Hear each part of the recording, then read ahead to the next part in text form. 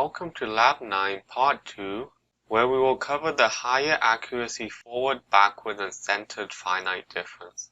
As always, we will start by importing our libraries, in this case SymPy, NumPy, and Matplotlib. For this video, we will be using the rung function once again. So we will set x as a SymPy symbol using the symbols function, and we will set the rung function equal to 1 divided by 1 plus 25 times x squared. And then we need the numeric values of the function from -1 to 1. So we will start by setting x values equal to numpy a range between -1 and 1.1 with a step size of 0.1, and y values will be equal to a matrix with the first column being x, and the second column is rung. Dot substitute x with I for I in x values. And then we need the numeric values for the derivative of the rung function to compare with.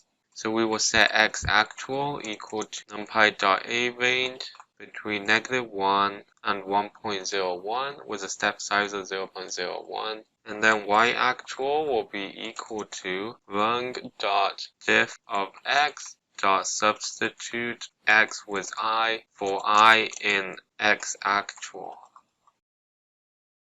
We will start with the higher accuracy forward finite difference. You can see here we have expanded the Taylor series to include f double prime, and then we substitute in f double prime with the forward finite difference equation. Finally, rearranging for f prime at xi gives us this equation. And this equation will be more accurate than the basic forward finite difference, since the error term is directly proportional to the squared of h. However, since we have an xi plus 2 term, as well as a xi plus 1 term, we will need more data points. Now we will declare a function as FFD2, which is very similar to our basic FFD function from the last video. And then the input is x. Then we need a constant n equal to the length of x, as well as initializing our list xp and xval. And then we will loop I through the range of the first data point to the third last data point. Then we will append to xval the value at xi in the 0th column. Next we will append to xp.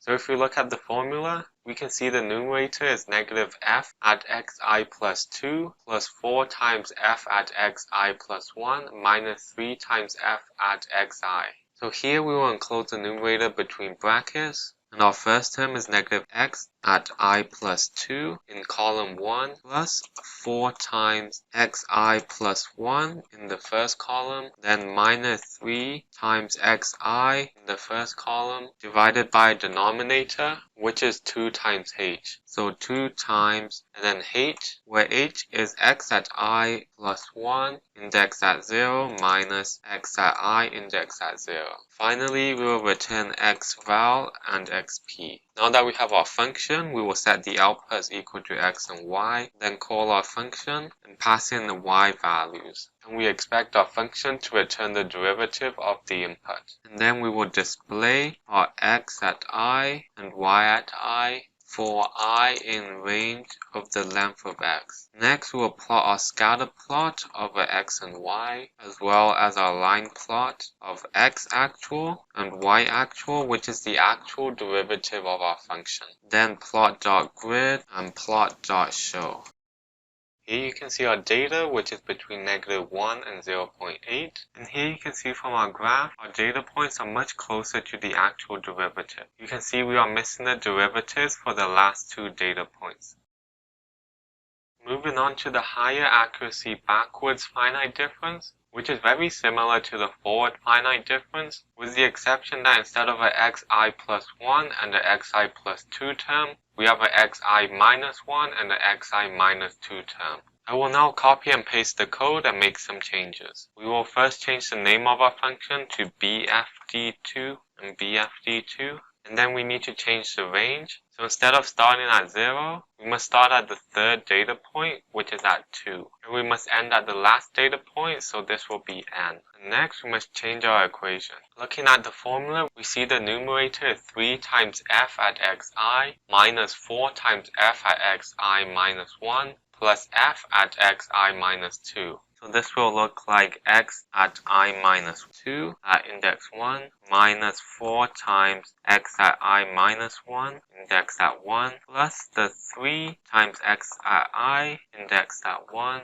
divided by the denominator, which we can see is 2 times h. So 2 times h, which is negative x at I minus 1 index at 0 plus x at I index at 0. And here you can see our data point, which starts at negative 0.8 up to 1. Now looking at the graph, you can see we were unable to find the derivatives for the first 2 data points.